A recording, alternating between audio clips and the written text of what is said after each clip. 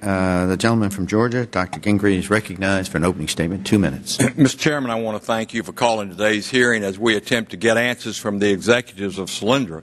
Unfortunately, despite assurances from Solyndra's executives in an email dated September the 10th, 2011, that they would testify before this subcommittee, I'm extremely disappointed that CEO Brian Harrison and CFO W.G. Stover have reneged on this pledge to provide us with answers and instead chose to invoke their constitutional rights under the Fifth Amendment to avoid self-incrimination.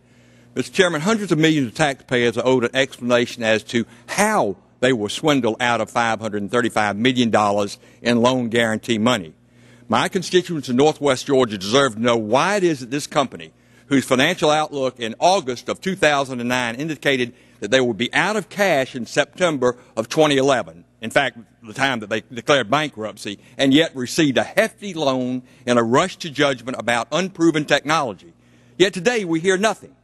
Even more frustrating than the carelessness in which Solyndra acted after putting taxpayers on the hook for over $500 million is the fact that these executives sitting before us today had the audacity to tell members of this subcommittee 2 months ago of the merits of Solyndra, only to see its doors closed, leaving another 1,000 people out of work. Now, as we all know, Solyndra is the subject of a criminal investigation by the FBI. Mr. Chairman, my constituents would like to know the answers to several questions. How did Solyndra manage to obtain this loan in the first place, given the shaky financial outlook? What interaction did Solyndra have with the White House during this process?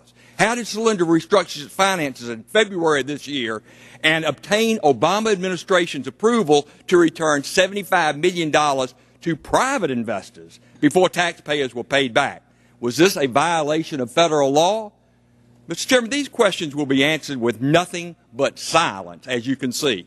This subcommittee deserves better, and quite frankly, the American people deserve better. And the gentleman